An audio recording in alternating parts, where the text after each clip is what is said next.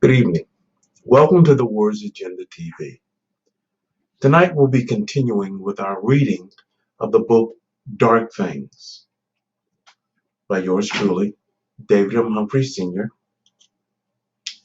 And this is a story that revolves around a young paralegal named Virginia Sills. This young lady is brutally attacked and raped, stabbed, and left for dead. But her story doesn't stop there. It's an inspirational, supernatural thriller which picks up with what happens to her in the hospital room after she dies on the operating table. An angel of God appears to her, let her know that it is not yet her time to die, and that this angel proceeds to fight, both in the spiritual realm and then eventually over into the natural, to protect the life of this woman. And what we soon learn about her and her condition. So again, we pick up with Dark Things. Virginia watched stunned as Mahatiel, this massive being, placed himself between her and the charging minions of darkness. They look like misshapen shadows, she thought to herself. Suddenly, en masse, they charged. They were stumbling over themselves, leaping upon the bodies of the fallen to get at this whirling guardian and ultimately her. She shivered as she watched them beyond the silvery arcs of Mahatiel's warring blade. They charged, slashed, stabbed, and hacked at this brave creature with murderous intensity. But he, the angel, was compelling to watch. He was fighting for his life and hers, but he seemed indignant somehow, not frightened, though heavily outnumbered. More of these things were arriving by the minute, drawn by the sounds of combat. He parried, slashed, dodged, and cut furiously, much as a man would fight off a horde of vicious wolves or animals. He reminded her of some ancient gladiator in a Roman arena. They were hideous creatures of every sort and size and shape. She had seen such things in her nightmares as a child. She would imagine seeing these creatures under her bed in the closet at night after mommy and daddy had tucked her in. She had had no idea they were real. Suddenly a venomous man-beast, as tall as Mahatiel himself, but twice his sizable bulk, burst through the crowd, thrusting aside his own, and leaped upon the angel. The beast's robes parted briefly, and Virginia could see a dark coat of sharpened, spiked armor underneath. It roared its triumph and defiance, then opened unhinged jaws. Gripping Mahatiel by the neck with imposing strength, he lifted the angel off his feet. The wide-open mouth revealed rows upon rows of serrated teeth. They lined not only its jaws, but its huge throat as well. He made as if to consume and swallow the angel, much as a man would dangle a piece of meat above his own mouth before devouring it. My name is Broga, the Terror. You are not enough to share, weak one of heaven. I shall have you all to myself. The master says so. He laughed like one demented, like an evil child preparing to rip the wings from a fly. Mahatiel, his face a grimace of frustration, anger, and pain, looked down at him. He was impassive for a moment. Then his brow knit together, and his entire face twisted into a mask of indignant rage. His eyes exploded into an angry white, then jade. And Virginia knew, somehow, deep within, that a line had been crossed. And massive though he was, she knew the man beast was in trouble. The angel's voice started out quietly from deep within, like a rolling thunderstorm gathering strength, then rose to a deafening peal that threatened to burst her eardrums. There is but one master, and I am a servant of his. But you dare touch a servant of the living God? Each word rose higher in volume and strength and syllable than the last, until the very atmosphere rang with his indignation. He stabbed at a snarling attacker to his right, even as his left hand shot out and grabbed the throat of the huge monster. And with a tremendous battle cry of rage, he crushed it. She saw fear in the beast's eyes in that moment, stark terror in the luminous yellow eyes of one who had terrorized so many. She heard the neck snap, a gut-wrenching sound from a twist of Mahatel's powerful wrist. The huge ogre fell to the ground with a tremendous thud, his eyes bulging. He clawed at his throat, gasping repeatedly as his head rolled uselessly to one side. It hung at a bizarre and obscene angle as Mahathir shouted with cold intensity, "Back to hell where you belong, and leave the innocent alone. This is kingdom business, and no business of yours." Mahathir briefly remembered the old days and fought back the rampant rage within him. He had not felt this way since the days before he became a guardian angel. This was the way it had been. He felt the fire of battle raging within him again, but strove to keep it under taut control. It must not get away from him again. That one time it did had cost him too much. It had cost him everything. But one thing still held true: those who showed no mercy received none. Disheartened briefly, the surrounding horde paused for the space of a heartbeat. Then, immediately, they surged forward again over Broga's body in renewed fury, relentless. It suddenly dawned on Virginia that this person, this angel that moments ago she had been berating, was risking his very life against these dark things to protect her. She had seen enough. She stopped resisting then, and her soul began to slip back into her body as easily as a slim foot into its favorite shoe. Her heart went out to Mahathir. Was this what had gone on when she was being raped? Had her angel been under attack then too? If so, why? Was there something she could have done?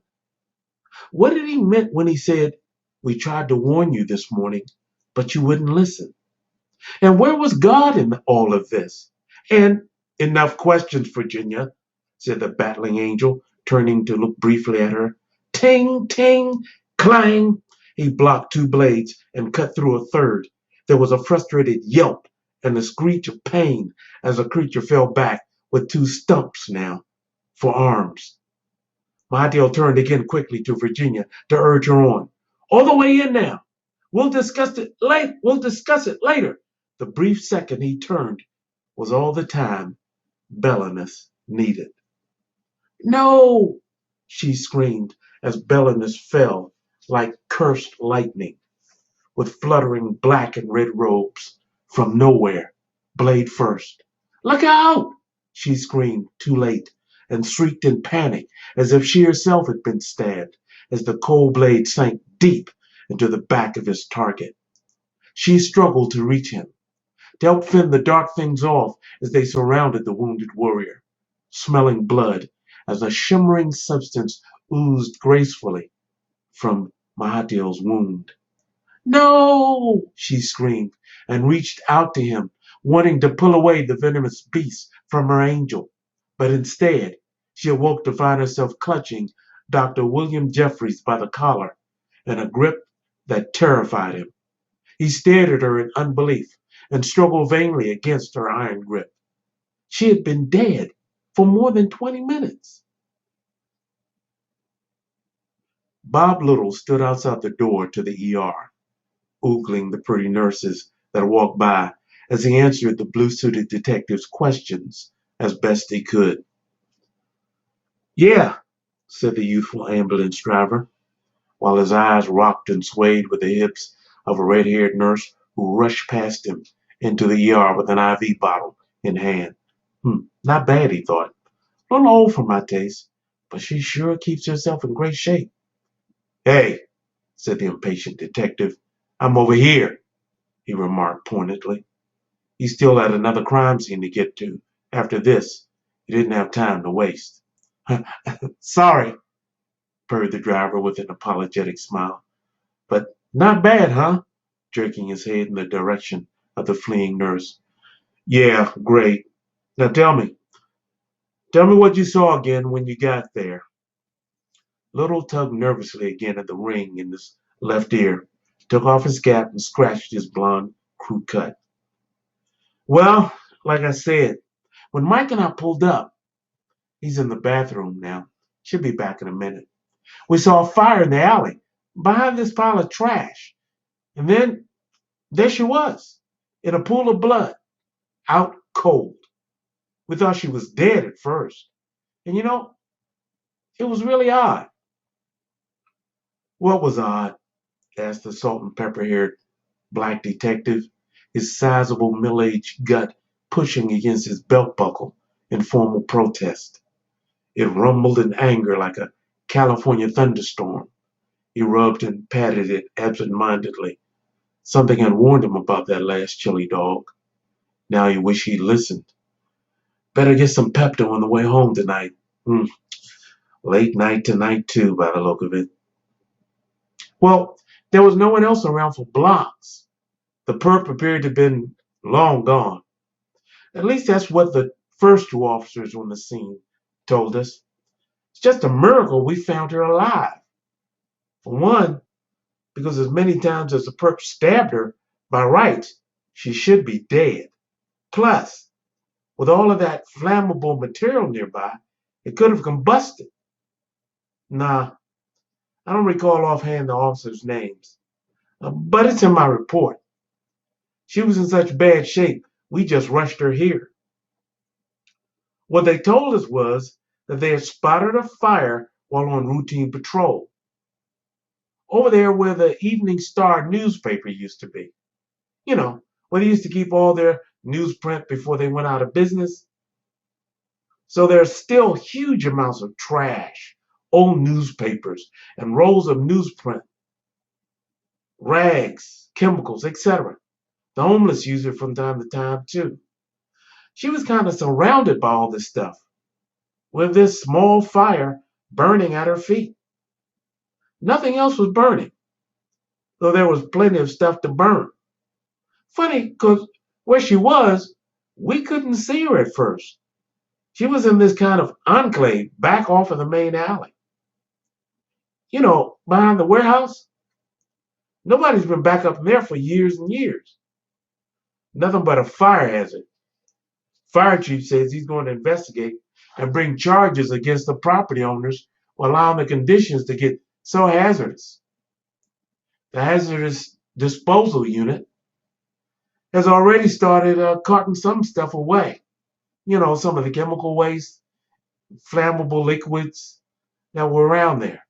Anyway, it's a real miracle that the fire didn't touch off a major blaze or something. Thank God it didn't, because if it had, the whole block would have gone up. But the two officers on patrol said that if it hadn't been for the fire, nobody would have ever found her, as far back up in the alley as she was. You think the rapist dragged her up in there and set the fire, intending to burn her up with something sick like that? That still has to be determined, but it's a thought. and it's under investigation. Man, said Bob, his face twisting into a mask of disgust. That's really sick. Bad enough to rape, but to do that would really take a sicko. World's full of them, kid. I see 'em every day. Yeah, said Bob in deep thought. I bet you do. Detective Trumbull continued his questioning. So what's this again about lightning? Is that how the fire got started? Well, that's what two of your officers surmised, Bob answered. Either that or the attacker did it. Apparently there was a sudden thunderstorm in the neighborhood or something, and not too long after that, they noticed the smoke.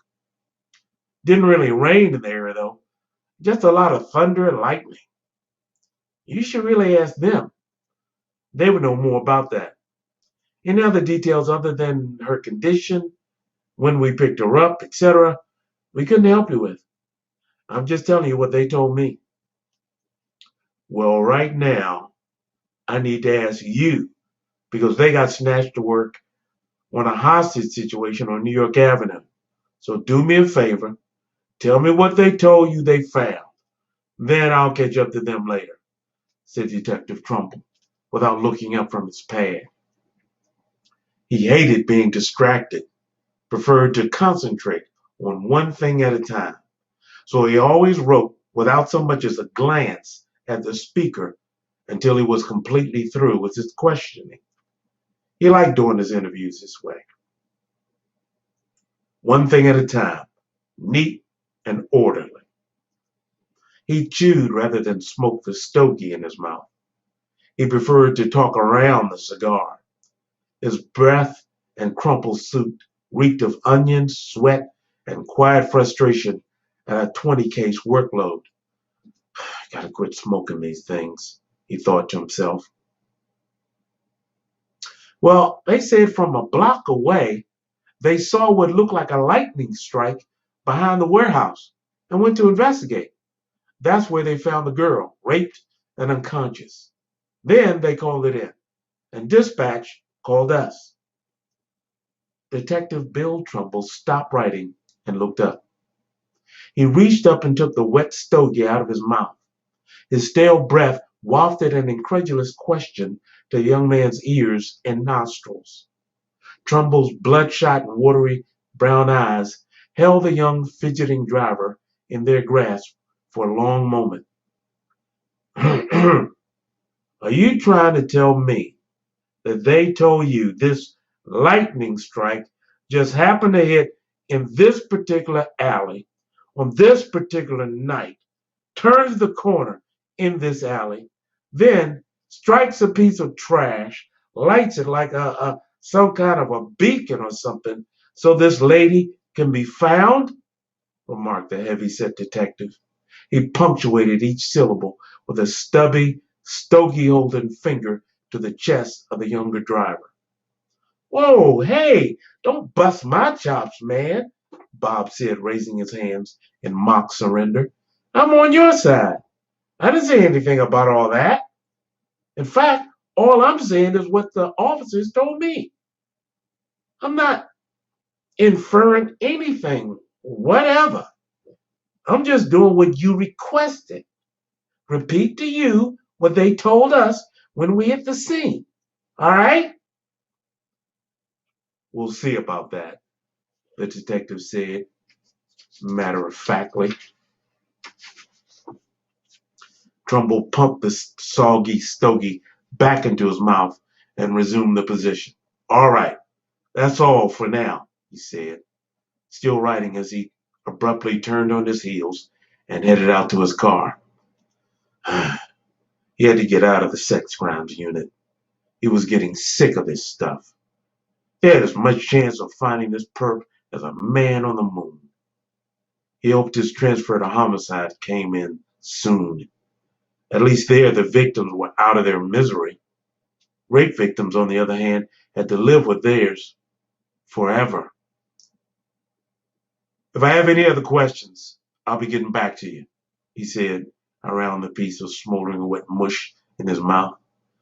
Gee whiz, What a piece of work, Little said under his breath as he watched the detective climb into the banged up blue cruiser outside, flick the lights on, and screech away. Hmm, DC's finest. Man, what the heck was Lou doing? Taking an all-night dump? Jeez, they had to go. With all the crap going down in this city tonight, it's just a wonder that they hadn't gotten another call already. But he knew for sure it wouldn't be too long until they did. He stepped to his left to the Coke machine, punched it in just the right spot, and out popped a Coke. He threw a smile at a candy striper as she walked by. She threw a smile back, asking, "How did you do that?" Hmm, maybe it wouldn't be such a bad night after all. His smile broadened. Let Lou take as long as he wanted. Well, you must be new here if you don't know how to do that. Everybody knows that trick, he said, putting on his most disarming grin. In fact, I hope Lou has diarrhea, he said to himself as he offered the Coke to the cute dark-haired wonder. Her smile deepened, and so did the cutest pair of dimples he had ever seen. He popped the top on the soda in a gesture of pure chivalry designed to impress. Here, take mine. I'll just get another one. With that, he extended his hand with the Coke. When it hit him, he spilled the Coke down the front of her sparkling starch white uniform. He was horrified, and so was she. Like a living thing, the sound crawled up his back, gripping and shaking him. Even as he apologized profusely to the startled young nurse, like a magnet, it drew him. No, pulled him through the ER doors and into the room beyond. It was a scream. It was a terrifying screech unlike any he'd ever heard before in his life. It was beyond the shrieks he'd heard from people being pulled from burning cars, or even the agonized cries of the crushed and dying. It was blood-curdling, startling, frightening, horrifying. Even as he ran and threw himself through the doors toward the source of the sound, he knew in his heart that it came from the woman they'd brought in that night, the rape victim, Virginia Sills. He arrived at a melee. Nurses stood shocked and stunned. Doctors poured in past him to pull at the steel-like fingers and flailing limbs of his victim. The powerful, scraped and bleeding fingers held in their grip the collar of a struggling and frightened-looking Will Jeffries, while that unnerving and nerve-wracking shriek shattered and silenced the normal pain and suffering of the bustling ER and its other patients. It put to shame all other noises and sounds of suffering. It screamed a name. Mahatiel! No! I must go to him and help him. Let me go! Mahatiel! As they struggled to get her under control and back down onto the bed, limp and broken straps spoke of their own impotence in the face of such desperation and fury. Bob leaped into the fray with a knot of doctors and nurses who flowed in from all over the hospital, drawn, like him, by the powerful force of the primal gut-wrenching cry. They're killing my angel! Let me go! Doctors, nurses, and equipment were sent flying everywhere until they attacked en masse. Unbelievable, he thought. When we brought her in here, she was near death. What kind of shot did they give her?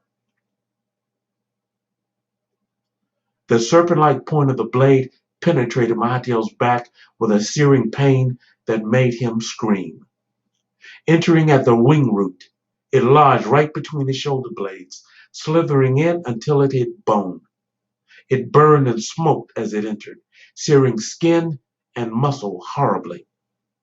Mahatiel involuntarily drew a deep breath as he felt the dark blade attempt to suck the life force from him.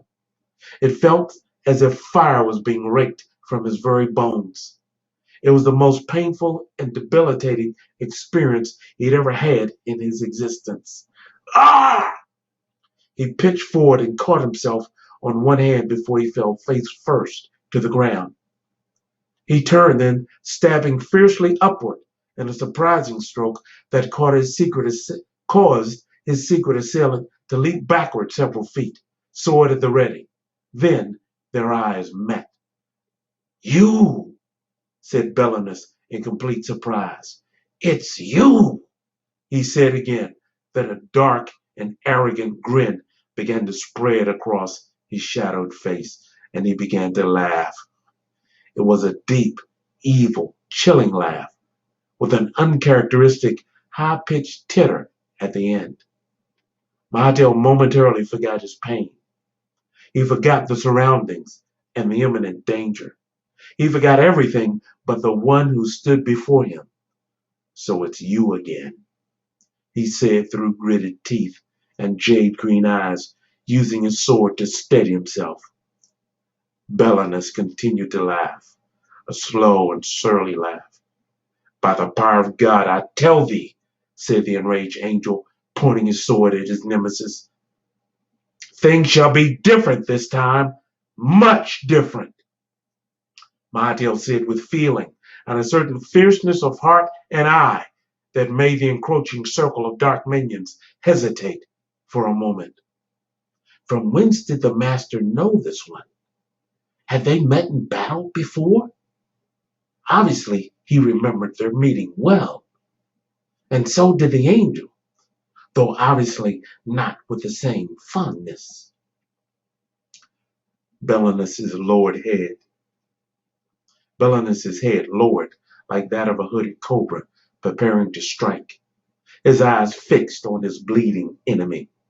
Around him his minions began to snarl ferociously, edging closer to the crippled angel with every second, waiting only for the slightest hint of approval from their master to tear this being apart.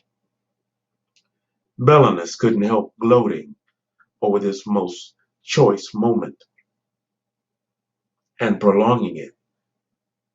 "How's Kathleen?" he said mockingly. "But oh, that's right. You would know." He paused for effect as he slowly circled the wounded creature, being careful to stay out of the range of his sword. "She committed suicide under your watch. A fine piece of work, even if I do say so myself." Belinus chuckled. He smiled, and a substance like stale saliva dripped slowly from his mouth over his chin. His incisors, like wet steak knives, showed themselves, glistening. There was a jostling of wings as laughter echoed around the ever-widening ring of several hundred creatures as they joined in their master's mirth. "What a tasty morsel she's been these many years." He laughed openly. "Ha ha! She still screams your name. Ha ha ha! Wishing she had listened to you. I love it when they don't listen, then wake up in hell with their sad, pitiful little faces and say, 'Oh, you mean it was true? There is a hell? You mean they were right?'"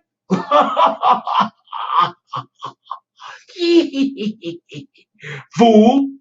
She didn't listen to you on earth, but suddenly wishes she could listen to you now."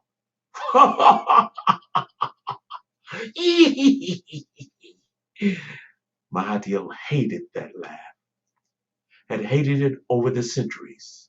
A deep, sadistic belly laugh, followed by a high-pitched titter at the end. It was a laugh that seemed more suited to a mischievous little girl than for a malicious, evil spirit. The air grew dark and malevolent as Belinus continued to savor the misfortune of his vanquished foe. Soon dark things had gathered as far as the eye could see. Belinus, always the showman, took the time to humiliate his foe even further.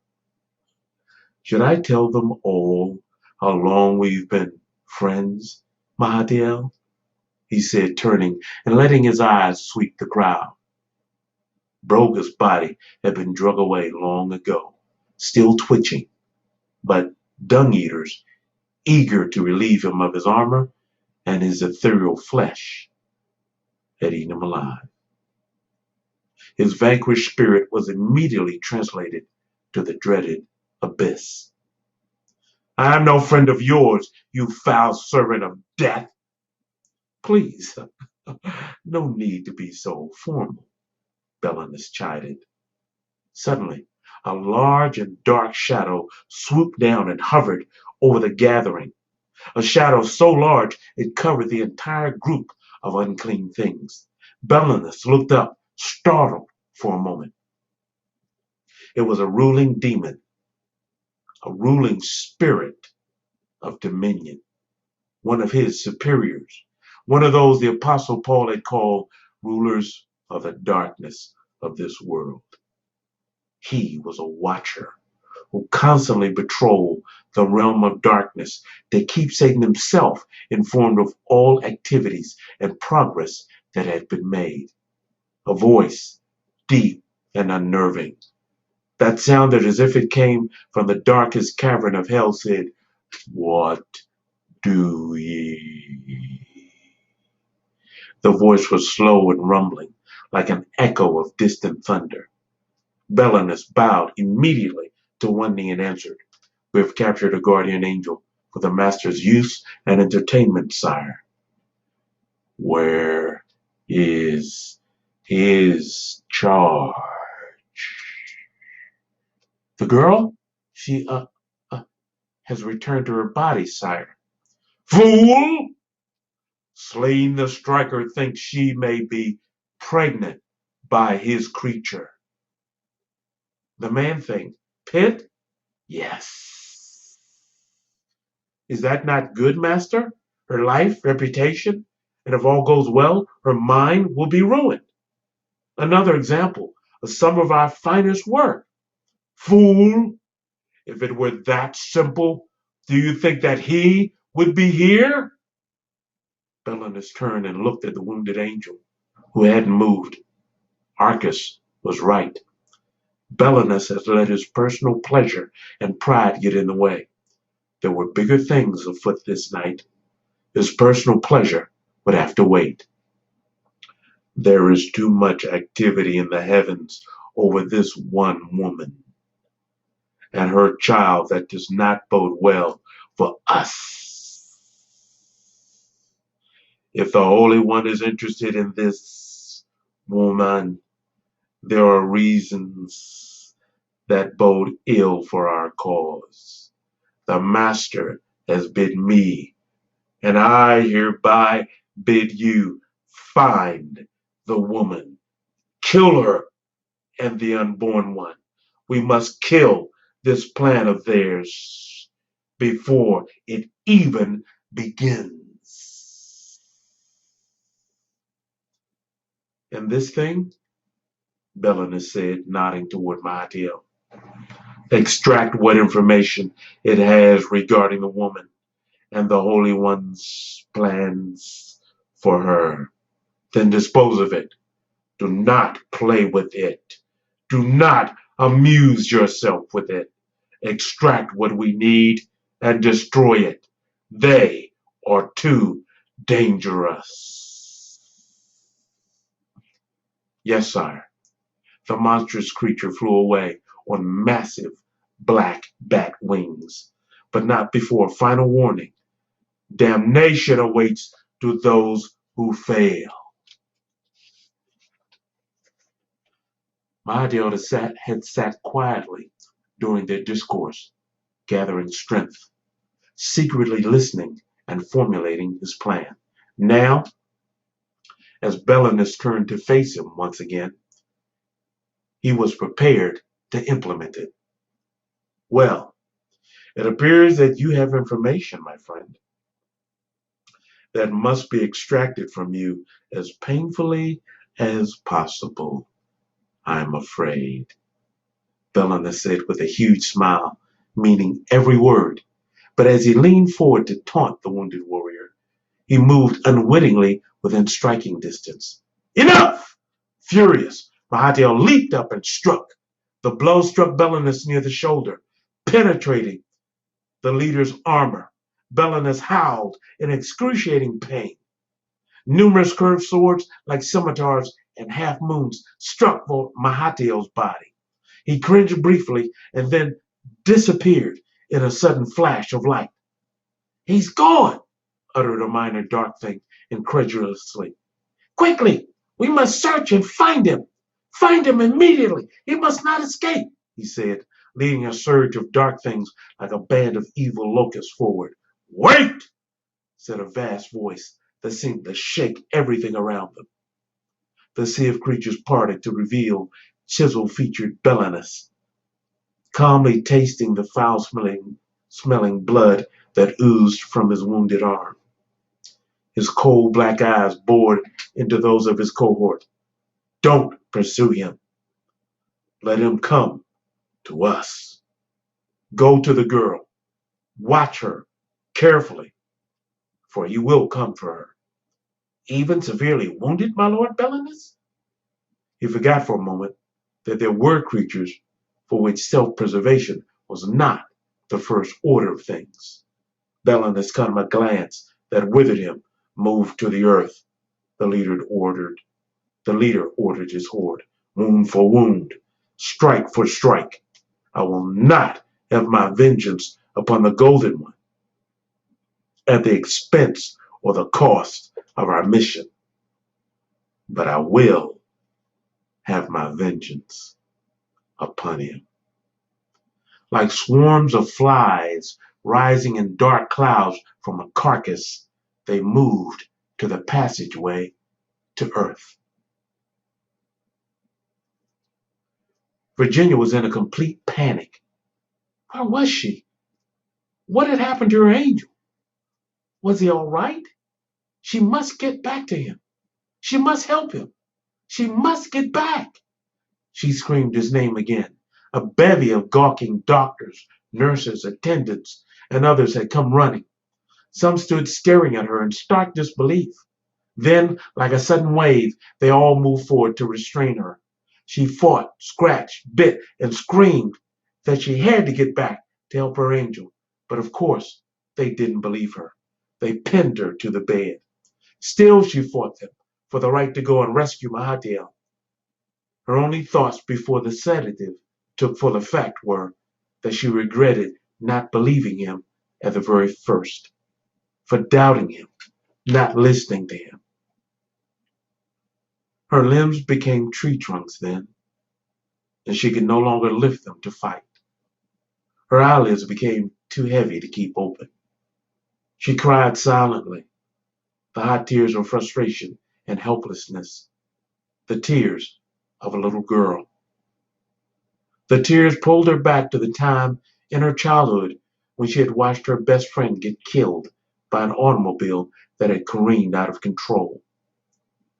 She was denied the chance to save her by an adult's restraining hand, a hand as concerned about her safety as she had been about the friend she watched die.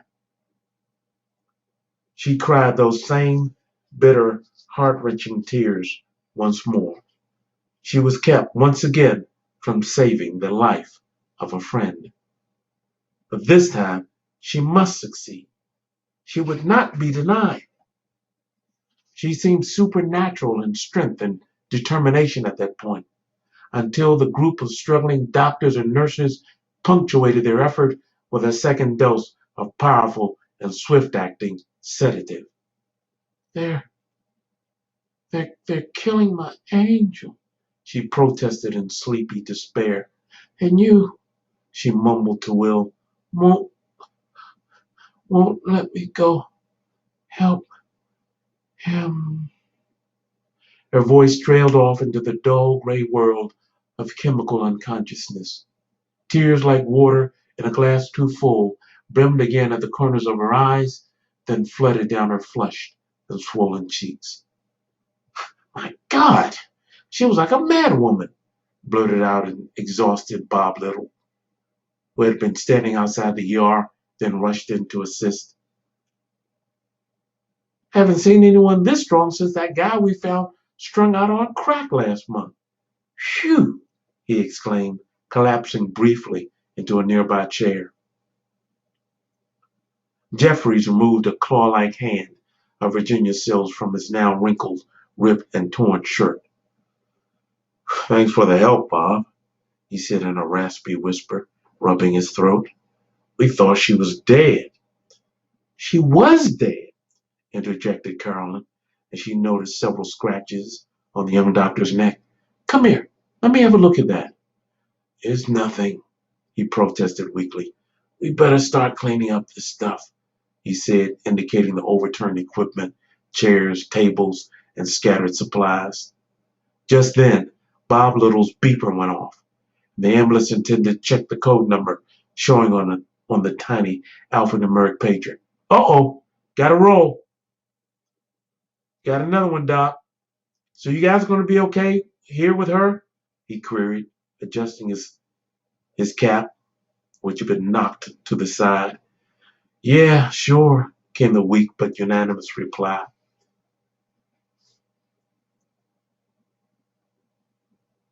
He landed in a brief but blinding flash of blue light. His skin was tingling from the searing sensation. He shuddered uncontrollably for a moment. It had been over 2 millennia since he had appeared on Earth in human form. The last time had been at the tomb, when he, along with Paltiel, had spoken to the woman from Magdala, who came looking for the body of the Lord Jesus Christ. The last time he had appeared had been at God's command. This time had been a matter of survival. His skin crawled. The earth itself was much different than what he remembered. It had changed so drastically in such an incredibly short time. Someone privy to his thoughts might have believed he was speaking of Earth's modern devices and extraordinary technological advances, but he wasn't. He had been a guardian angel for centuries now, and knew about the development of these devices well before the inventors did. These were trinkets compared to the things he had seen and experienced in the kingdom. The kingdom of heaven was advanced beyond anything man's mind could imagine, conceive, or comprehend. Travel was at the speed of thought, faster even than the speed of light.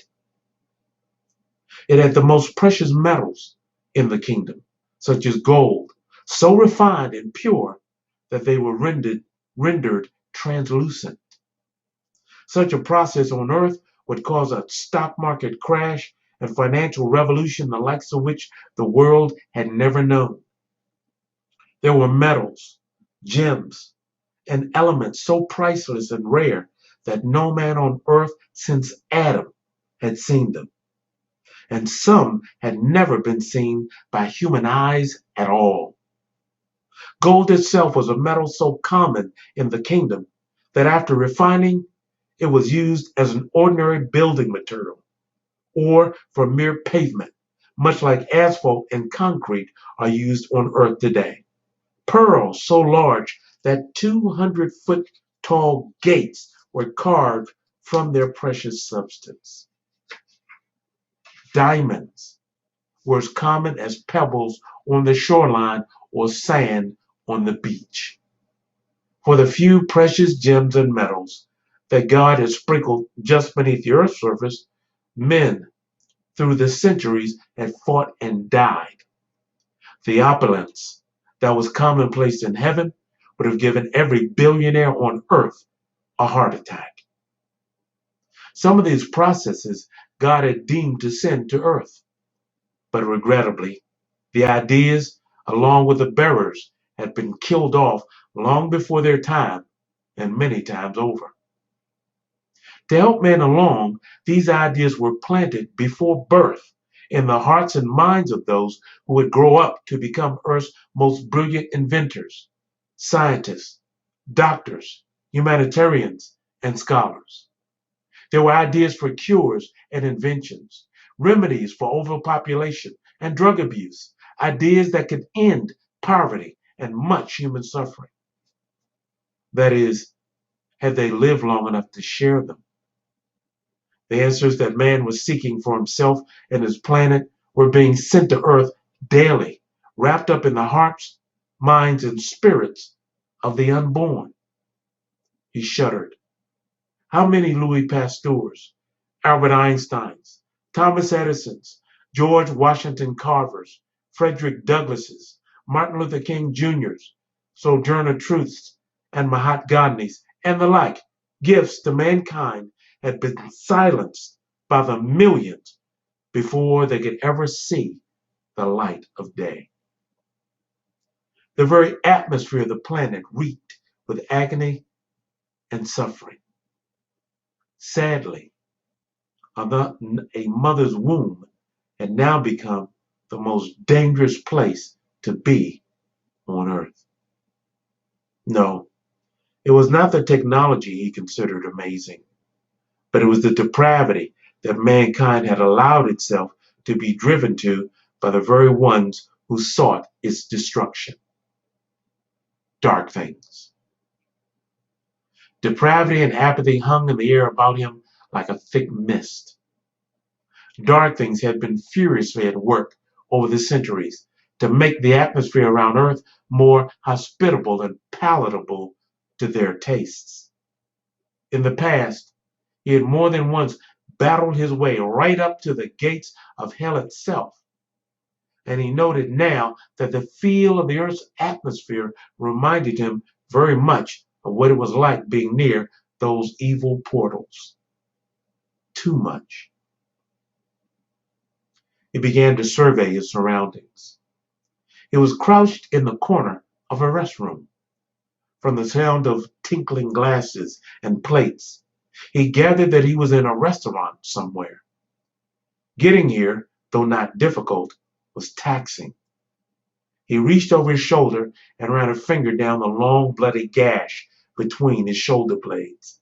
He winced and concluded that pain here in this realm was considerably more intense than in his own. How did humans stand it? He looked at his hand and rubbed the blood between his strong fingers. In the earthly existence, the human body was created by God to rapidly regenerate itself. So his hasty retreat to Earth to appear in human form was a strategic move on his part to escape his encroaching enemies, locate Virginia, and allow his body time to heal. He still stubbornly refused to call for help, even though this physical existence held its own inherent dangers for him, as he well knew.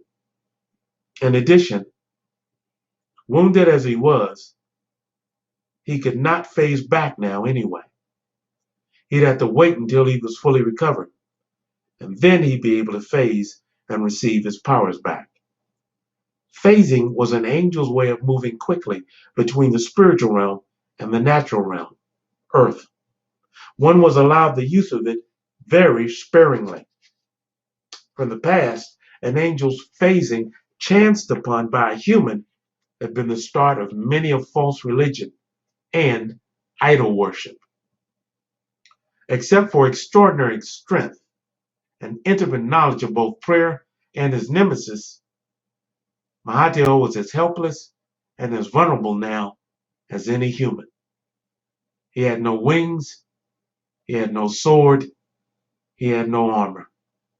In addition, he had no ability to travel from one location to another instantaneously. No, now he had to walk or catch a bus like everyone else without a car. That struck him as incredibly ironic. He would also have to rely on the God who had created him to assist and see him through. His senses were reeling. He had almost forgotten what an extraordinarily sensory planet this was. Sights, sounds, smells, touch, feelings. He'd have to watch the feelings. Now he would have a chance to see what it was like living as a 21st century human. He sensed danger. He knew dark things would be searching for him everywhere. Belliveness and those of lower rank would continually seek to invade the bodies and minds of unaware humans in order to use them to do their dirty work. They constantly sought to cultivate such human chalices and vessels for just such usage. They usually picked their subjects carefully, those with just the right belief system, or rather, lack of one. They were unaligned, having no allegiance to God or His Son. These choice individuals were then subjected to constant stress and pressure: financial, political, medical, emotional, psychological, physical, and spiritual. The spiritual pressure was the capstone. All other pressure was designed to force itself ultimately upon the spirit of the individual human. They were aware that man's spirit was created by God to turn inward and upward under moments of extreme stress. Inward because man's spirit, the core of his inner being, the heart of his very nature, was designed to be a place of individual residence for the Most High. As one man had said, there is a God-shaped vacuum on the inside of every human being. Under times of great pressure, the soul turned inward to the spirit, seeking comfort, wisdom, answers, and love. Then the spirit of man or woman reached upward to touch the heart of God Himself. Dark things, however, worked diligently to convince man that other things could fill such a vacuum. Consequently, many humans, when pressured so severely, turned inward, and finding nothing there, turned outward, not upward. They sought to make other things, objects, or even other people as their gods and their primary sources of comfort, love, support, and answers. And there, with open arms and ravenous appetites, stood dark things by the millions, waiting to enter in. He rose to his full height of 7 feet. He looked around him and caught sight of his face in the small, chest-high mirror. He was brown-skinned, African American, well built, every muscle perfectly toned. He should blend in well, unnoticed by the populace. Just then, the restroom door opened, and in strode a woman of huge bulk, sweating profusely. She spied him and screamed. Well, maybe not entirely unnoticed. Matilda Gray's eyes were locked onto the small compact mirror, fixing her makeup as she entered the ladies' room. It was a moment before she felt someone else's presence in the well-lit room. She looked up to see a huge, not unattractive, well-built black man looking at her, and he was completely naked. Rape! Help! Rape! Help! She walloped him with her pocketbook, a formidable weapon, filled as it was with 4 pieces of cheesecake she was taking home for later. He rushed past her, embarrassed and chagrined for forgetting that in this realm they were extremely body conscious. And in addition, here one had to clothe oneself. In the spiritual realm, one never had to consider such things, for one was always clothed from within, simply by using one's will. He raced down the hallway and suddenly burst into a room full of dining guests who all froze in disbelief at the sight of him. In the far corner of the Four Seasons restaurant, a dark thing invisible to the humans squatted on a table, whispering dark words and thoughts into the mind of a bejeweled woman of about 60 as she contemplated the murder of her wealthy invalid husband. Subtle but suggestive evil thoughts like dark gray smoke passed from the demon's mouth into her mind and stayed there, revealing that she was pondering the suggestion seriously. Across from her sat her young lover, his mind already filled to the brim with the same gray ideas. He sat urging her to give in to the evil suggestions. "We can do this, baby," he said, taking her hand and stroking it seductively. "Trust me, I wouldn't steer you wrong." Mydale stood confused for a moment, looking for a way out. He garnished stares, glares of outrage, guffaws, and one outright look of admiration. The demon, hearing the commotion and feeling a strange presence, snapped his head in the angel's direction.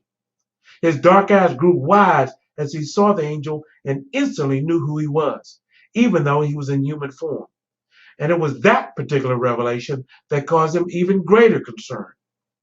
A lower ranking spirit of little to no power, he nonetheless rose to his full 3-foot height, and from the table pointed a crooked finger in the angel's direction and screeched a warning clarion that could be heard by his compatriots for miles. Suddenly, other dark things, previously hidden from view, rose from all over the restaurant and added their voices to the fray and confusion. Dozens of demon fingers, like crooked knives, pointed accusingly in the angel's direction, and like radar, followed him as he raced toward the nearest door. On his way out, a patron, sitting at a table near the door, shouted at him, "Hey man, here, catch!" and tossed him a raincoat, which he hurriedly snatched on as he ran out into the damp night air. The angel waved his thanks as the young man's date smiled and kissed him on the cheek for being so chivalrous. 10 minutes later, the young man cursed loudly. "What's wrong?" his date asked. "I forgot. My wallet was in that coat. See that?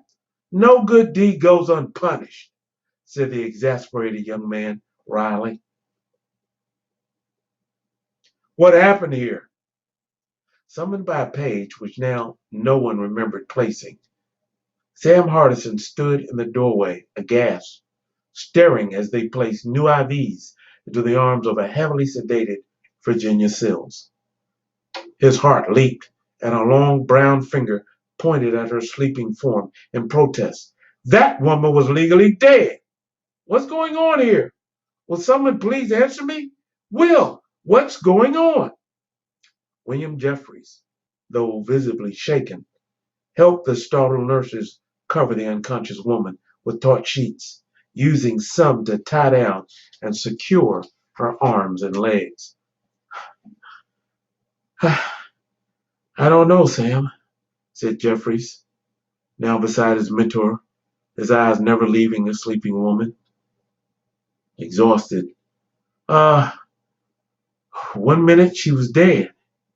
Then the next she was alive and screaming something about needing to save her angel and grabbing my collar like this," he said, demonstrating on Sam's shirt collar suddenly. "Okay, okay," said the older man, gasping. "I get the picture. You needn't be so demonstrative, Will." He rubbed his own throat now. "Oh, sorry, Sam, but it's the most frightening thing I've ever seen in my life. 1 minute I'm signing off on the chart, standing over the body. The next minute she's screaming at me and choking the life out of me. We had to give her 2 doses of, well, you just made an error in your pronouncement. That's all. Obviously, she wasn't dead. It could happen to anyone." Will was incredulous. "Sam, you know very well I didn't make a mispronouncement in diagnosis. In fact, I wasn't the one who told the nurse to put down 8:30 as the time of death. You did. And the record reflects that, Sam. You and I both know she was dead a solid 20 minutes." Will was furious that Sam would say such a thing, to try to blame him for a wrong pronouncement. It could literally destroy his career, open him up to lawsuits, at the very least drive his insurance rates higher than they were right now. He eyed Sam suspiciously. His discerning eye, for the very first time, picked up something in Sam's face that he had not noticed before. Or then again, perhaps he had. It was a strange look that he at first had assumed was the result of the shock that they all felt at the astonishing, dare he think it, resurrection of this girl. But now he saw that it was something more. To try and shift blame was not something that Samuel Hardison, the most prominent doctor in his field, was inclined to do. It didn't fit in with his well-known and exemplary character. Now, however, this outstanding scholar, the most respected cardiologist in the country, had a decidedly worried look on his face, a look that Will sensed had nothing to do with the shocking events they had all witnessed tonight. Sam, what's wrong? This isn't like you. We're not only colleagues, but friends. Something's wrong, and it's got nothing to do with this. What is it? He watched as all the color drained from Sam's face, and the older man began to apologize. Will grabbed his friend by the shoulders to steady him, as the others in the room busied themselves with the sedated young woman and prepared to assign her to a room. Only Mildred Hartley saw and watched with interest from Virginia's bedside the unusual interaction between the two men. I'm sorry, Will. I guess I just forgot for a moment that you're right, Will. I was the one who made the pronouncement that she was dead, not you. Sam began to rub his forehead as if trying to rub away a sudden massive migraine. But it was in actuality some decidedly troublesome thoughts. He swayed slightly. This was too much. Just too much to bear alone. He had to tell someone. But whom could he trust? Will? He looked into his young friend's eyes and searched out the concern he saw there. Yes, it was genuine. Even as a child, Sam could always tell the sincerity of those around him by simply looking deeply into their eyes. Sam suddenly fell back up against a postered wall for a brief moment of respite, as if the wall could support not only his weight, but the tremendous burden of his heart as well. Deep concern, like a bird on the wing, swept over Will's face. He turned to call a nurse for assistance as he watched Sam collapse against the healthy heart poster on the wall behind him.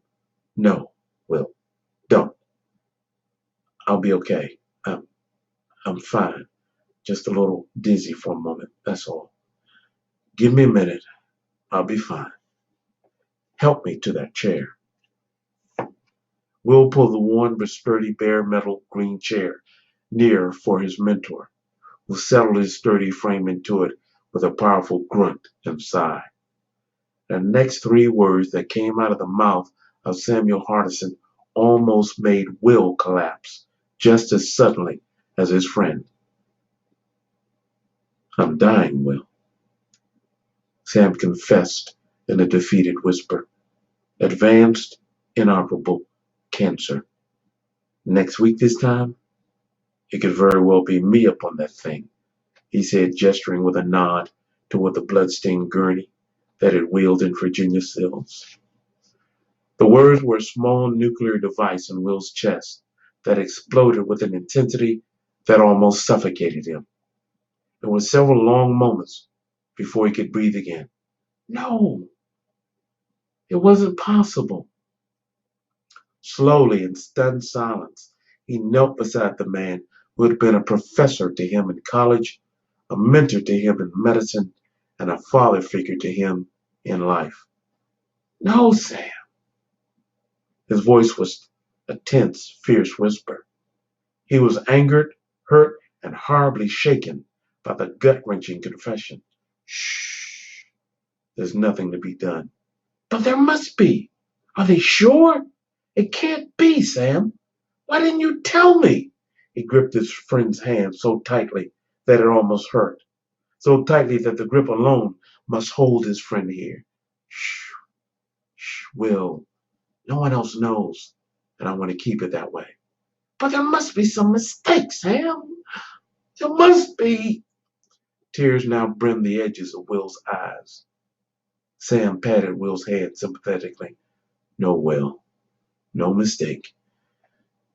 The extended leave I've taken over the past few weeks has been to see the best specialists in the country. Batteries of tests have all confirmed the same thing. I have maybe days or at most weeks to live. Will's mind was a tornado of thoughts. Had he just won back one soul from death, only to turn around and lose another? And that one, his best friend? No, it wasn't fair. It was like some weird trade-off. No, let the girl die then, but give him the life of his friend, a man who had saved the lives of hundreds, thousands. What kind of sick twist of fate was this? Will closed his eyes as if to gather his composure. It didn't work, and instead he wept bitterly. Nearly everyone was gone now. Even as Sam and Will spoke, nurses were wheeling Virginia out of the ER to her own room on the fifth floor. Mildred lingered a few extra moments until she was noticed by Sam, who gave her a look that pleaded for privacy. She read it well and left. The only permanent white nurse in an all-black hospital, she sometimes felt like an outsider, an interloper into a private world of sadness and heartache. But the thing that kept her at St. Michael's was the fact that she felt genuinely needed here. Not like Capitol Hill General, where she felt like the proverbial fifth wheel. At age 42, still single, no children, and no living relatives, she needed to feel a valuable part of someone's life. The people here, doctors, patients, and nurses, were her family. St. Michael's wasn't much, but it was all she had. No one else had dared say anything, counting the interaction between the two physicians as too personal to disturb. Besides, they thought, the hospital grapevine being what it was, they'd know all about it within a few days anyway. Will was terribly shaken and wept openly, his head lying on Sam's hand as Mildred reverently closed the door, feeling as if the grand struggle between life and death that had transpired in the room today had somehow made it sacred. It's not fair, Sam. Sam rubbed away the tears from Will's upturned face. The young man had become like a son to him over the years, replacing the one he had lost in a car accident. It's not fair, he said fiercely. Son, life's not fair, responded the older man by way of consolation. But Will would have none of it. He rose to his feet. He paced back and forth. Anger was like a caged tiger within him. He muttered distressing words, talking as much to himself as to Sam, in a low and increasingly disturbing tone. And here we were fighting to save this woman's life, a woman I don't even know, while my friend, my best friend, a man who's been like a father to me, who is standing right next to me, helping me, is dying of cancer. It's not fair. He shouted bitterly at the heavens and hammered a metal table full of medical instruments so hard that it bent under the impact, launching scalpels, sutures, forceps, and tongue depressors into the air like angry missiles. Sam leaped to his feet. William Jeffries, control yourself. Will collapsed to the floor like a puppet whose strings had suddenly been cut. Weeping, he held his right hand at the wrist. When his friend knelt beside him and hugged him, he laid his head on the older man's chest like a little child and wept great heart-wrenching sobs. It's not fair. It's not fair. It's not fair. All that time we spent working on her, we should have been working on a cure for you. What am I going to do without you? What am I going to do without you, Sam? Shh, Will, don't talk such foolishness. You're a doctor, he said, rocking the young man back and forth slowly in his arms like a small child. It's your duty to save lives. Mine, you cannot save, but hers. I was very proud of you today. Very proud of you, son. You made me very proud indeed, said Sam, his own eyes filling with tears he'd managed to hold back until now. Doesn't mean a thing anymore. Besides, we both know it had nothing to do with saving her life, came the hollow reply. It does mean something, son. You don't mean that. You know. I mean it. Without you, it doesn't mean a thing anymore, came the reply with a frightening intensity and bitterness. A titanic struggle seemed to go on within the younger man. Abruptly, Will became intensely animated. It was as if his puppet strings had suddenly been snatched up by another puppeteer. I did it all for you, said Will with furrowed forehead and reddened eyes above an accusing finger. I wanted to be just like you. I wanted you to see me. I wanted to make you proud of me, all to honor you. You were like a god to me. Your approval meant life. Your disapproval was like dying a little bit each time. I was never one of the best students in class, but I always made sure I was the hardest working to make you proud of me. Always staying late, working hard for your approval. And now, for what? The last words hissed out of the man's mouth like the flickering tongue of a venomous snake. Will, all the people you've helped and saved over the years, all the lives you've saved over the years, for what? Will, for nothing, all for nothing. The deep bitterness in Will's voice disturbed him. No, more than that, frightened him. Will, get a hold of yourself. I never heard you speak like this before. This isn't like you. You're just overwrought from the day and deeply grieved by what I shared with you. But Will, you've got to realize you've got your whole life ahead of you. Son, my life may be over, but yours isn't. It, it might as well be, came the tiny childlike reply. Will, what's wrong with you? Get a grip on yourself, young man. You've got a lot of people in this hospital that count on you, including me, Will. So you've got to carry on. Do you hear me? He shook Will by the shoulders, stood him up, and looked him square in the eye and started to speak. Will, I want you to promise me. He stopped. Will slowly raised his eyes to Sam's, his head lowered still, but looking for all the world like a hooded cobra preparing to strike. The 53-year-old doctor felt a shiver go up his spine. As Will's eyes looked at him, Sam saw a dark and irate despair in them, swollen, blood-red, hate-filled eyes that frankly scared him and made him concerned for the young doctor's health and his sanity. Perhaps he shouldn't have told him after all. Will? What? Are, are you all right? I'm sorry. Maybe I shouldn't have told you. I know that you have a tremendous amount of pressure on you lately, but I felt you should know. I knew you would grieve, son, but I didn't know that you would take it this hard.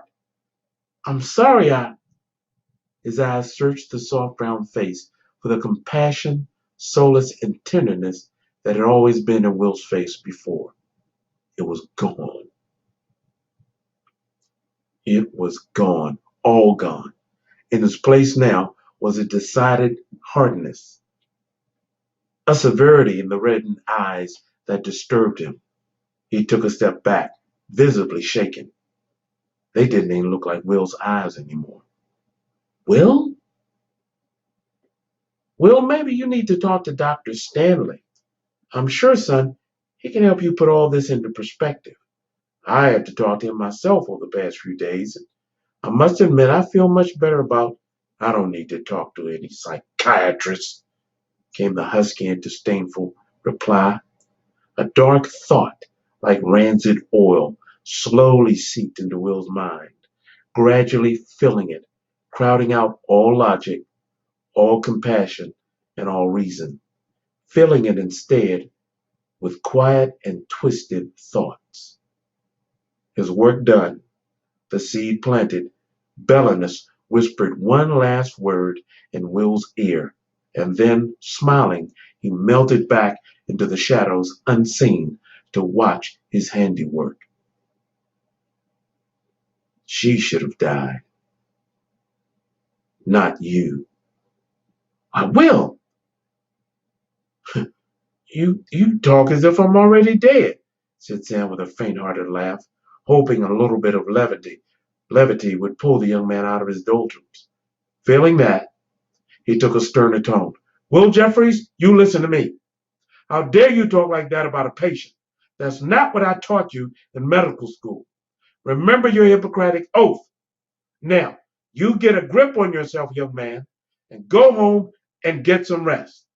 It's been a long, hard day on all of us. Obviously, you've been under a very heavy strain all day, and from what I hear over the past several weeks, you've been under an excessive amount of pressure, without a break, much more so than the rest of us. Go home, Will, and get some rest. Now! And that's an order. Belinus grinned at the older doctor's quiet anxiety over his younger friend and proceeded to whisper into Will's mind, It's not fair. It's just not fair. She should have died, not him. With all the people he's helped over the years, it's just not fair. There has to be something that can be done. There just has to be. Will's lips moved mechanically, like a mannequin's. His mind, in its anguished state, adopted the subtly induced thoughts as his own. His eyes, watery and grief-filled, were glazed and glassy. He returned to his former lethargic, zombie-like state. He mumbled, I've got to go, Sam. I, I feel strange. I don't feel well. It's okay, I understand. You've had a full plate today. Sam suddenly felt horribly guilt-ridden. I'm so sorry I had to tell you this, Will, but you asked, and I thought you should know. I didn't want my death to come I gotta go, Will interrupted. He pushed past Sam and left the ER. He staggered past the older doctor, through the door, and out into the bustling corridor. Sam watched through the glass doors as the badly shaken young doctor fell up against the wall and clung there for a moment like a sick fly. A business card fell from Will's pocket and floated to the floor like a single cream-colored snowflake. Will bent over, picked it up, and read it as he leaned against the wall. Felicia had given him the card this morning, before he had left her place for work. Their torrid one-night stand had been sizzling and haunting at the same time. Try it, she had said. I'm sure he can help you. Trust me. Her dark and mysterious green eyes had hinted at further mysteries, but her lips had stopped mid-word, as if not to tell too much. He had completely forgotten he had the card. He read it once again. Marcus S. Talbert, Psychic, a doorway to your past, a gateway to your future. Then, seeming to gain strength, he roughly brushed aside a nurse's helping hand and strode erect and purposeful from the hospital, never to be seen or heard from by the staff again. A dark and quiet whisper escaped from Sam's trembling lips. What have I done?